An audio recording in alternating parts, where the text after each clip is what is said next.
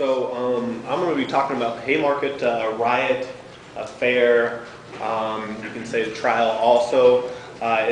It's a bunch of different things that culminated into one thing, basically, in the ultimate trial of 8 anarchists, 7 anarchists, and the ultimate trial of 7 anarchists. 1 fled the country. Just for reference sake, I got most of my stuff from Paul Lavarch's this Haymarket tragedy, and he went through basically everything, all the different trial notes and stuff like that, and then there's also the Chicago Haymarket riot, Anarchy on Trial, and it's actual the trial notes, the testimonies and stuff like that, and I'll actually read some of them. And then also the rise of industrial America, and it gives actually a really good basis for the Knights of Labor and different unions, how they started. And it gives a good background history. So there's 3 main groups that were involved in this Haymarket march. There's the Knights of Labor. You have also the International Workers People Association. And then you also had the Federation of Organized Trades and Labor Union, which also turned into the American Federation of Labor, the AFL. In October of 1884, there was the convention of the Federation of Organized Trades and Labor Union set May 1st of 1886 as the day that they will march for the 8-hour workday. Normally, up until this time, it was very regular to work 10 hours, 12-hour days. The actual U.S. government required 10-hour days to be worked on all of their different projects. So it wasn't an uncommon thing to expect workers to work 10, 12, 14-hour shifts. And obviously,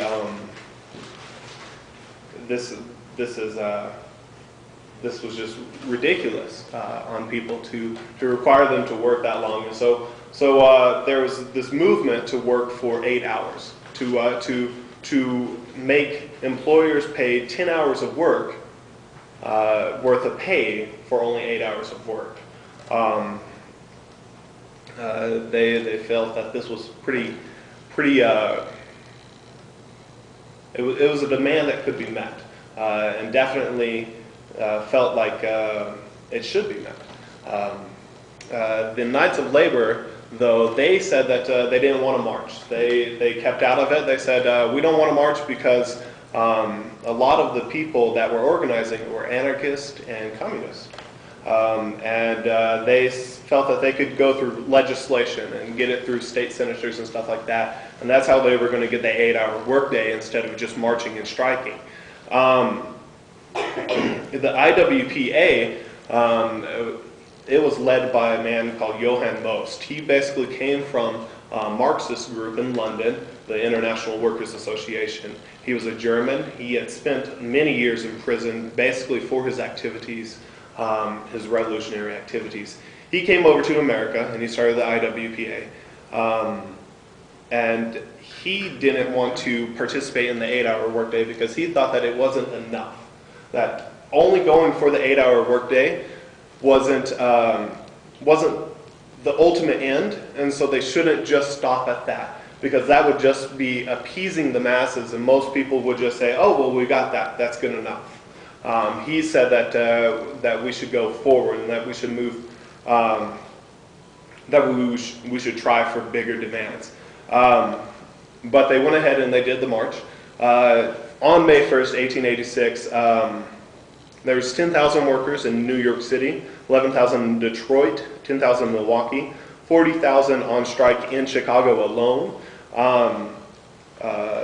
One of the people that was convicted and killed, a man by Albert Parsons, he was also the publisher of a newspaper called The Alarm. He led a march of 80,000 in Chicago, and then 10,000 just from the lumber yards in Chicago marched on this day. So in total, for America, there was about 300,000 to 500,000 people marching for an 8-hour workday, which is like a huge amount of people. It was pretty quiet. Nothing really happened. There wasn't any killings or anything like that. On May 2nd, it was a Sunday, so nothing really happened. And then on May 3rd, the union started to get together and try to figure out what to do next, basically. And so they held this meeting, basically, outside of this place called McCormick's.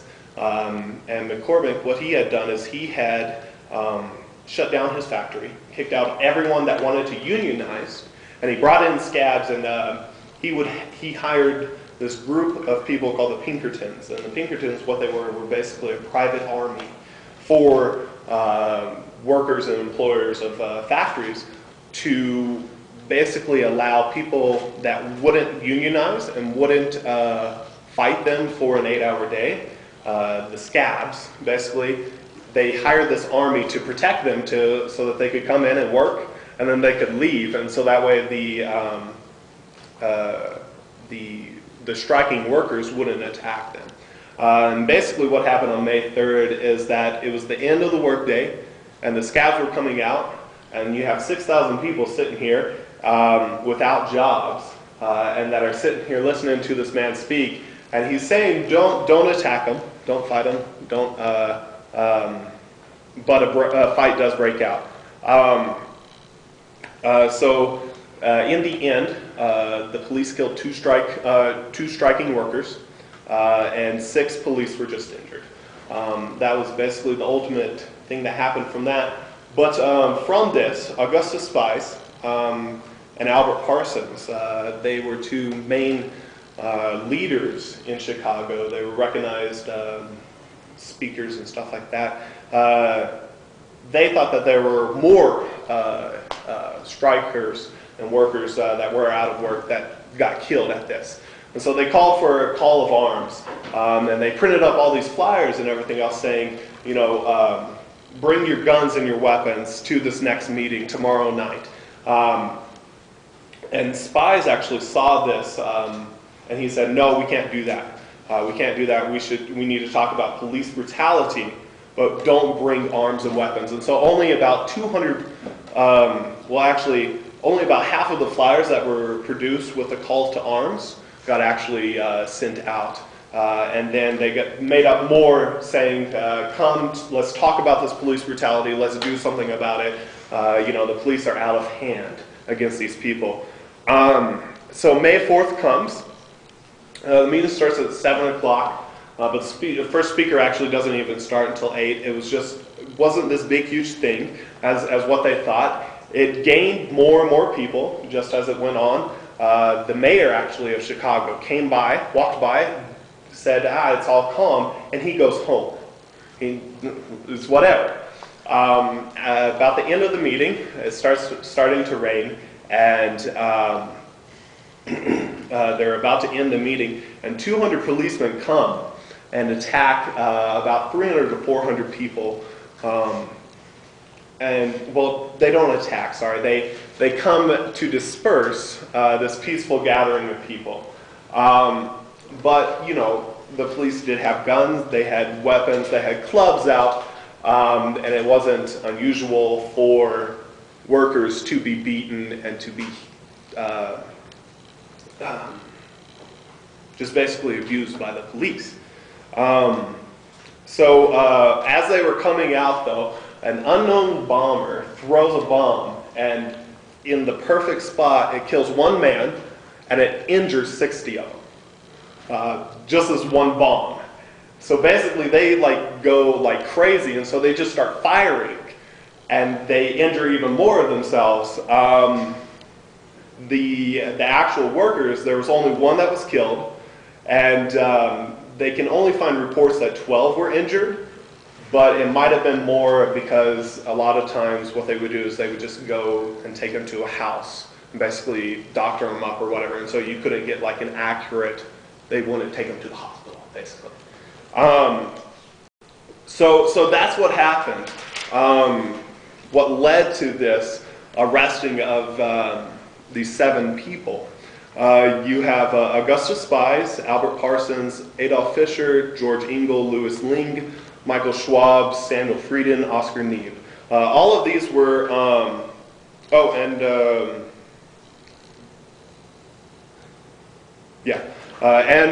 Rudolf Schnall. All of these people were indicted on charges of murder, that they actually killed the policeman. That's what they were on trial for. They were on trial because they, in some way or fashion, whether they helped the bomber make the bomb or they actually threw the bomb. That's what these seven men on trial thought that they were on trial for, was actually throwing this bomb. And it was actually the principle of anarchy was on trial. In the closing statements of the actual prosecutor, he said that that anarchism is on trial, and say this. It says right here. Let's see.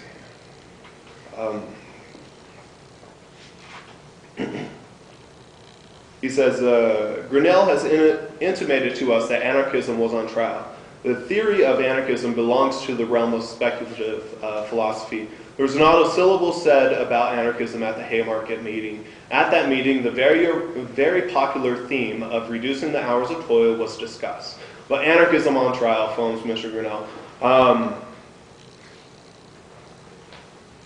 And so basically this trial wasn't about murder, but that's what they were convicted of. They were convicted of murder.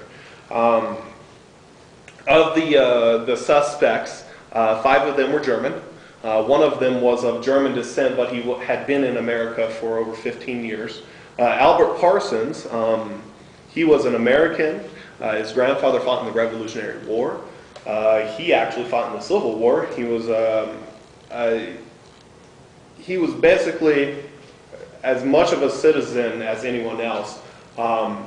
But the way that the papers portrayed this was that these were dangerous men, that they were anarchists, that they just wanted to destroy the state, that they advocated for chaos and violence, and they did advocate for violence, but they advocated violence against violence.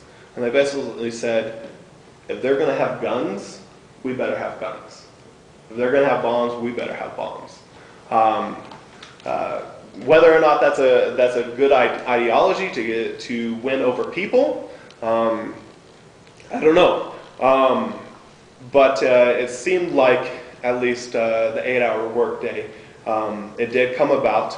Ultimately, though, Augustus Spies, Adolf Fischer, George Engel were hanged. Augustus Spies, he said, as he was hung, he said, there will come a time when our silence will be more powerful than the voices you strangle today. And then Louis Ling, he committed suicide. He was actually a known bomb maker. And Albert Parsons also, in his publication, The Alarm, he actually talked about how to make bombs.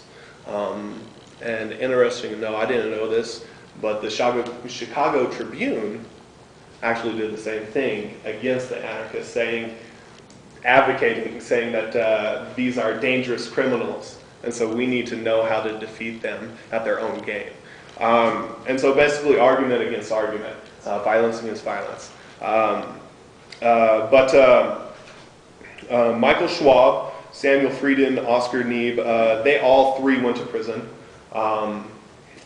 Michael Schwab and Samuel Frieden were initially set to hang also, but they said that it was the error of their ways, that they didn't want to do it anymore, that they didn't believe in it, and so the governor remitted their sentences to just life in prison. And then Oscar Neebe went to prison for 15 years. But they couldn't prove anything on him. The case against him was the flimsiest, and so that's why they couldn't really convict him of murder. And then Rudolf Schnall, he fled. He went to London, And the prosecutors, they said that he was the bomb thrower because obviously if he was an innocent man, he would have come and shown that he was innocent. But obviously in this justice, we have 7 men that are convicted of a crime that they never did. So, so it kind of was stupid. But Michael Schwab, Samuel Frieden, and Oscar Neebe, the 3 that went to prison, they were pardoned by the next governor in 1893.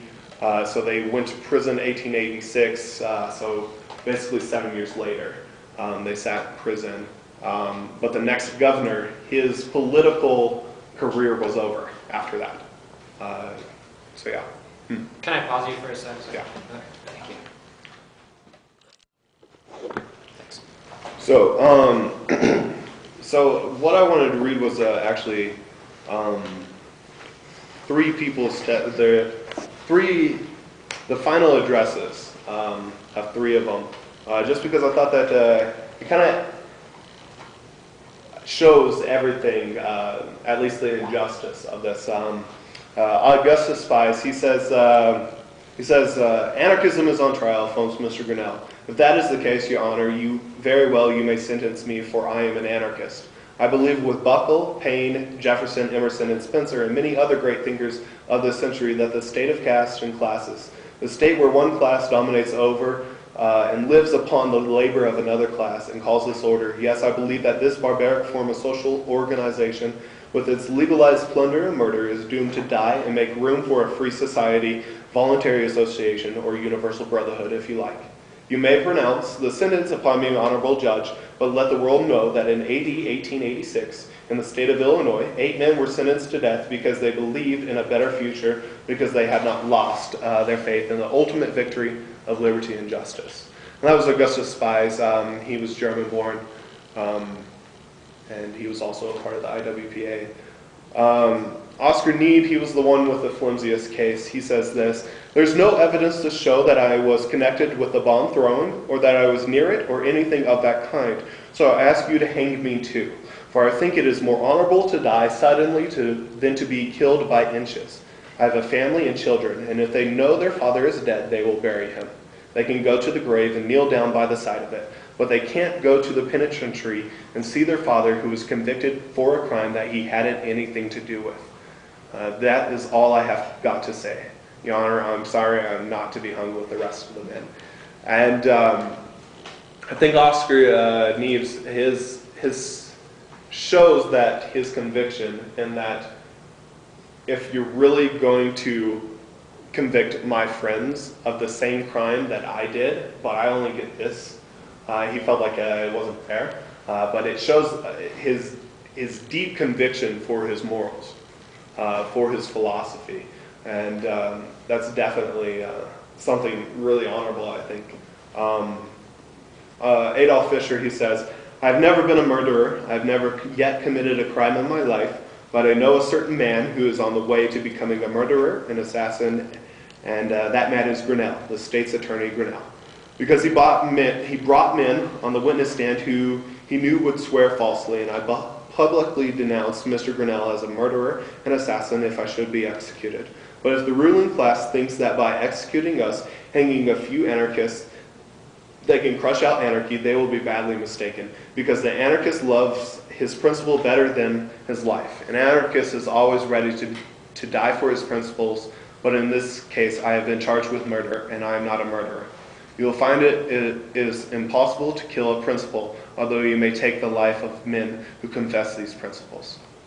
The more the believers in just causes are persecuted, the quicker will their ideas be realized. For instance, in rendering such an unjust and barbarous verdict, the 12 honorable men in the jury box have done more for the furtherance of anarchism than the convicted could have accomplished in a generation.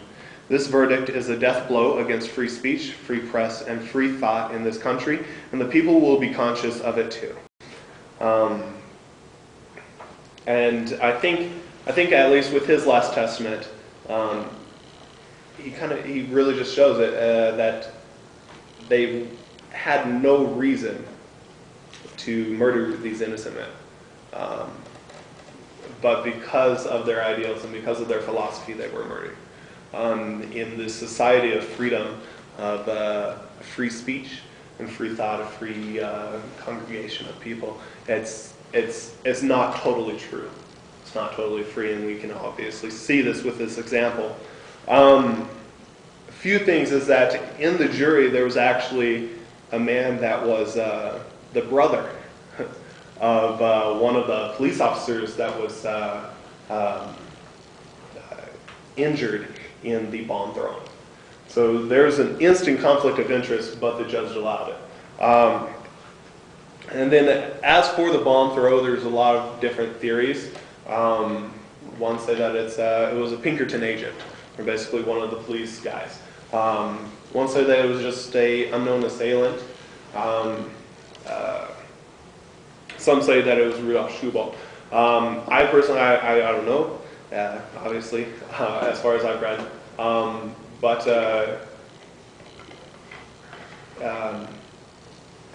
it's just, it's interesting to note that the police characterize these people as always having bombs and pistols and everything else, and only one bomb was thrown. And so if it was the case that these men advocated for violence and chaos and wanted a violent revolution, they really didn't have, at least they didn't have the means at that time or that day to throw bombs back at them and stuff like that.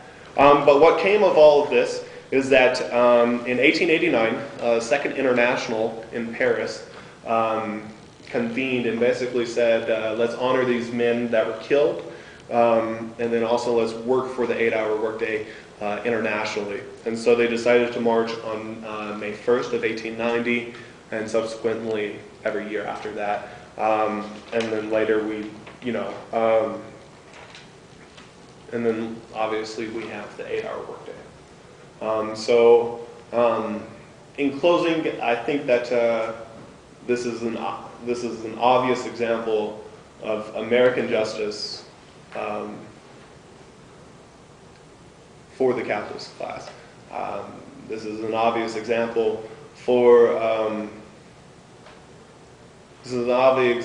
that in the most free, most democratic, most wonderful state. Because honestly, in the United States, we have freedoms and we have power and we have rights that no other country or state or people really have. And it's obviously not the case always. And we really need to remember that, and that even though it may seem that way, it really isn't. And so yeah, that's actually all that I have.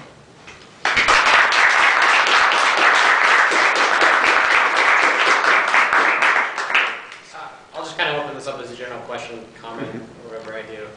But this seems to be one of the chapters of the tumultuous relationship between the anarchists and the actual working class. Another example, right? Alexander Berkman, during the strikes going on around his time, goes and tries to assassinate one of the head bosses, and that ends up in a failure. And it sort of basically alienates the anarchists from the working class. And even today, like, what anarchist group who does anybody know that has a fundamentally solid relationship with the working class?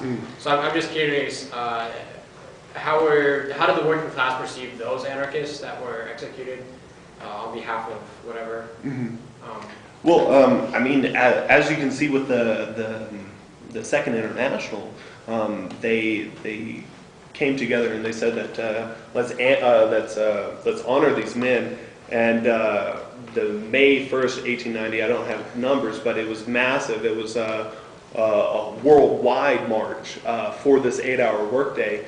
And in at least Mexico, in the 1930s and stuff, they really honored these 7 men. I don't know. I think it's more of not anarchist groups they separated themselves from the working people, that the working people couldn't accept that ideal. It was more of that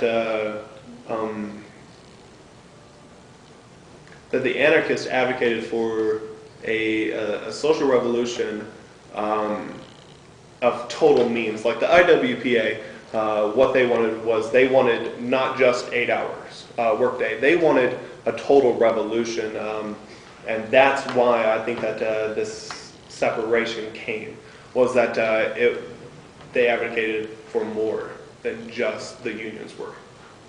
So that's why. Yeah. Anything else? Yeah. What role do you think terrorism has to play historically in anarchism, and what role does it play theoretically in anarchism? I know this is a history lecture. Mm-hmm. If you can wed those together, especially. Yeah. Well, it depends upon what anarchist thinker you espouse to. Because there are some anarchist thinkers that definitely go for the peace and the nonviolent. I don't know which one it was, but one I do remember say that basically when the means of free speech, the means of being able to speak your voice, to let it be known what you want, at that time when it's no more, that's when violent revolution is necessary. Basically because you're repressed to a point where you can't do anything else. And so you have to fight back. At least with me, that seems to be the best way. Because with terrorist attacks, with the Weathermen, they had a lot of support early on. But when it came over and over and over again, and nothing was really happening, that's when they started to lose the public support. And I think that's the reason why anarchists really get a bad name, is that it's always been known to only be violent and chaos, when in actuality anarchism doesn't advocate chaos. It doesn't advocate just free reign of everyone. It's an actual social relation between people. It's pure socialism without anyone over anyone else. It's everyone's rights are the same, in that no man is over another man. So that's I think is really my answer. Yeah. Yeah. How did they make their decisions about what to do? Like, how did they come to the decision to march? Mm-hmm. To do whatever it was that they did. Well, in Chicago, it was basically like the biggest hotbed in America for labor union action, for any kind of like revolutionary action. There was a lot of anarchists, socialists, communists. Everyone basically was in Chicago at that time, it seemed like. And so what happened is that in 1886, the AFL basically met and decided let's march in 1886. Let's march on May 1st. And so it basically was just individual groups coming together. After that march, that initial march, it was more of Augustus Spies and Albert Parsons. Both of them, they just made publications really, really fast because they had their own printing presses. And so they made publications for meetings, and because there were so many out-of-work people, they could get to certain sectors and they would know that that's where the out-of-work people were. And so they could just pass out flyers to everyone. And then they would go to also factories and stuff like that when people are coming out of the work and say, hey, come to this meeting, come to this meeting. And so that's how they got people together, I guess. So, yeah. Yeah. Okay. To what extent, is there a particular point that you see for the essential, or maybe you don't see this, do you think that the anarchist movement today in the United States is a viable movement? And if not, when would you situate the disintegration of the anarchist movement as a genuine movement?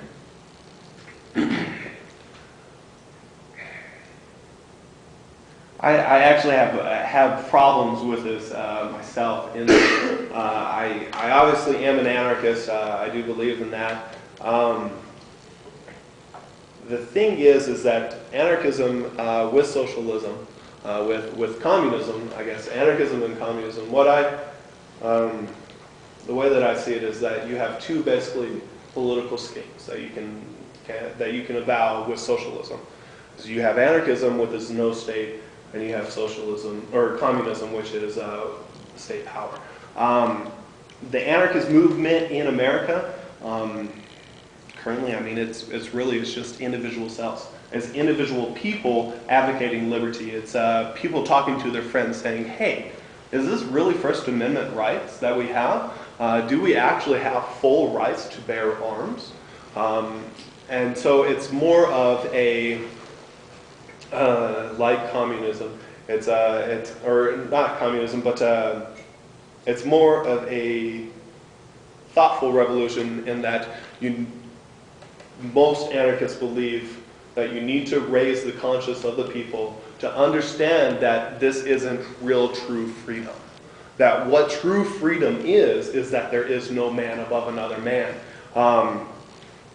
So the anarchist movement in America, I honestly, I don't really know. I mean, I think that it's really getting like-minded anarchists or like-minded socialists even together to discuss ideas, to get this across to more people, passing out flyers, doing pamphlets, anything like this, doing lectures like that, to profess anarchism, because anarchism is based on reason.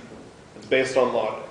Because the logic of having no man over another man is pretty straightforward, you know? That's ultimate freedom and ultimate liberty.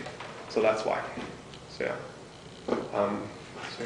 Well, I would just say, I mean, the reason I asked if you knew of any movements in the U.S. at this time that are actually actively trying to work for this sort of socialist anarchist coalition with the working class, I genuinely actually don't see it. And to be fair, there's actually not a left movement, a genuine viable leftist movement in the United States that's working towards any type of legitimate social change.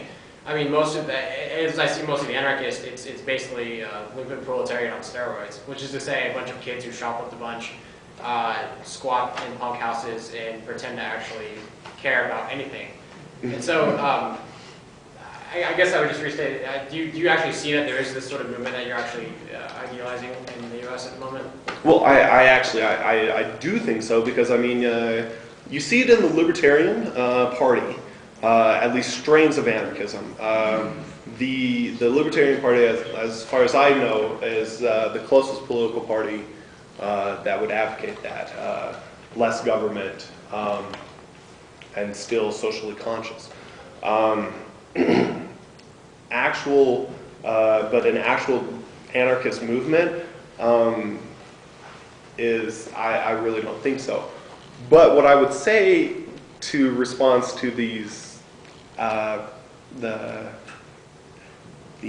kids, the punks or whatever that squat in houses, shoplift a ton, whatnot, that's not anarchism. That's not advocating actual freedom, because you're still in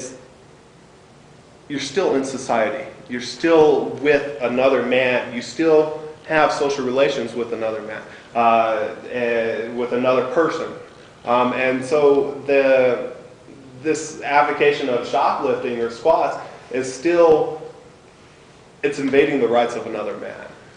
And so that's why it's just wrong. I think that actual anarchists would believe in that the law,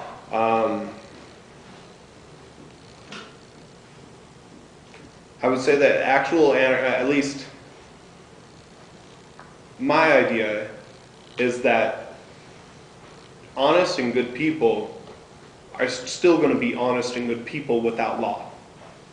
Honest and good people are not going to go and just steal from their neighbor exactly what they want, what they need. They would actually just do enough work to provide for their needs. And so I guess in the case of squats, in the case of squatting and shoplifting, they weren't really working for their needs. And so that's the reason why. I don't know. Yeah. Can I? Yeah. Paul? You Okay, can- so I mean, generally, I mean, I used to follow an anarchist line.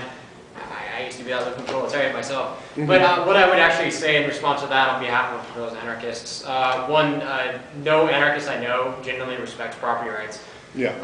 Especially since it takes the state to actually coercively enforce those property rights, and those property rights and themselves are up for legitimate question. So nobody's gonna be like, hey, what we should really do is respect Walmart's property. Yeah. So there's that. Okay. And I would actually even pose this question to you: what role do you think the Constitution actually plays in anarchist thought theory? Because you make these allusions to, oh well, is the Constitution really working for us, the people, and is it something worth preserving, or does it just need a proper enforcement of those rights for the people? I don't think that the Constitution, though, is enough. It's not absolute true freedom, because someone has to tell you exactly what everyone else's rights are. Why is that? So, I mean, at least I wouldn't. It's just the Constitution is what we have, and so it's that's the easiest way to at least to show how far off we are from actual democracy, and how wrong it is even in the basis of that. In that there has to be a creation of a law saying, that we can bear or bear arms. Why is that? I mean, it would be common sense that we should be able to, because it's our own right to choose whether we want to have a gun or not. So, yeah, Greg. Actually, I want to clarify Chris's question, and this is also sort of my question. At the turn of the century, last century, not this century, right? Anarchists were, there were thousands, if not hundreds of thousands of people in the IWW. There were numerous self-identifying anarchists. They managed to shoot McKinley. Right? Okay, and so in this case, right, that's a pretty wide social movement, right? When you've got, an active, huge union, you've got, political actions, anarchist political actions happening all around. And it seems like that doesn't correspond here, right? As a Marxist-Leninist, I can tell you where exactly Marxist-Leninism ceased to be a viable movement. It ceased being a viable movement when in the 30s, when it alternated on the question of fascism to become a tool for Soviet foreign policy. And then it also became, and so that was the initial decline. And then, right, there was a huge decline in the 60s when all the Marxist-Leninist new left parties were completely unable to organize the working class in any fashion. Which is why, for example, I would say now, today, right, there's no viable Marxist-Leninist movement in the United States. Do you think that there's a similar situation for anarchism, that it is, right? Because I mean, that's a big difference going from the IWW and assassinating the president to putting crime think stickers on, recruiting posters. Yeah. And so, I mean, that's the question I'm asking, and I think Chris was asking as well. I mean, honestly, I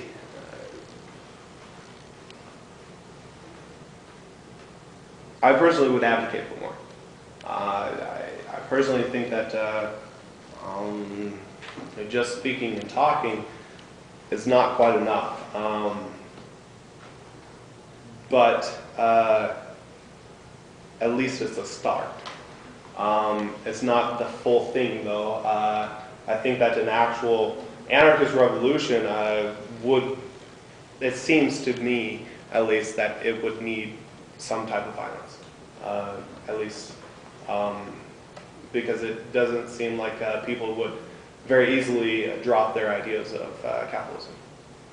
So, yeah. Well, I mean, I'm asking probably more of a historical point. So, I mean, like, for example, a lot of people attribute the decline of anarchism to the Anarchist Exclusion Act, the Palmer raids. Do you think that, like, this in the beginning half of the 20th century was the main decline? Do you think that it was a transition of many anarchists to Marxist-Leninism?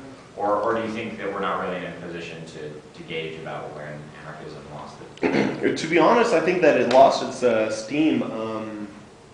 The unions actually, they became kind of satisfied once they got the 8-hour workday. And that's where anarchists at least were getting a lot of steam from, were the unions, were from the workers. And because of this,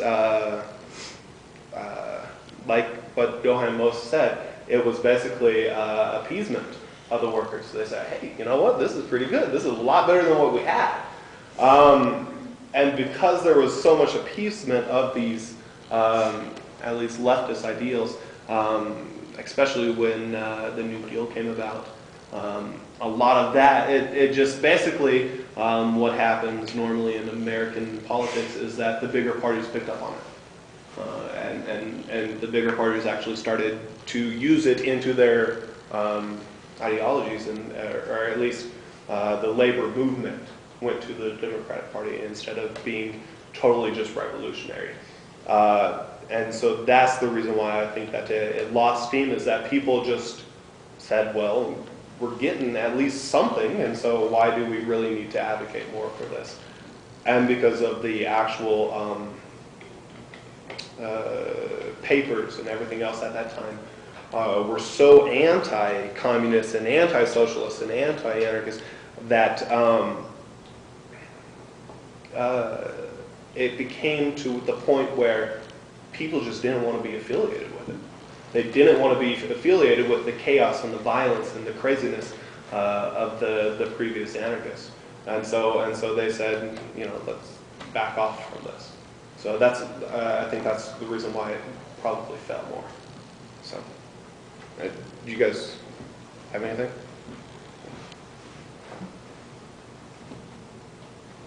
All right, anything else?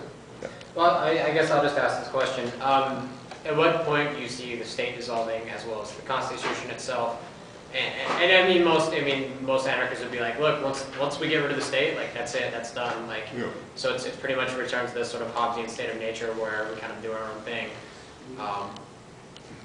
Right. But so the notion, I guess I'm asking, right, is you seem to rely heavily still on the concept of the Constitution itself, which is a legally binding document that's enforced by the state. I guess my question to you is, do you believe in a state as an anarchist? No. And do you see it like once it being dissolved, dissolved for good, like done? Not everything's done. I don't think that just because the dissolution of the state makes it everything okay. I think that it actually takes more than just that. I think it takes not just the state, but the idea of property, the idea also of law. In that law in itself is still using your right above another one. And so I think with the destruction of law, the idea of property, and at least the basis of the state, I think with those and going into a decentralization of that kind of nature, to where it's more of social relations, it's more of, you know what, this is what I'm going to do. This is how I'm going to provide the needs for my family. Rather than this capitalist idea of always gaining more, always gaining more, always gaining more. And so I think when people get to the point where they just realize that we just need very simple things and we're still happy, we don't need more things. I think that definitely will be a big change too, a big change towards anarchism. So, yeah. Does anybody else have any questions or comments for discussion? Last call. All right, well, let's give Paul a hand. Appreciate it.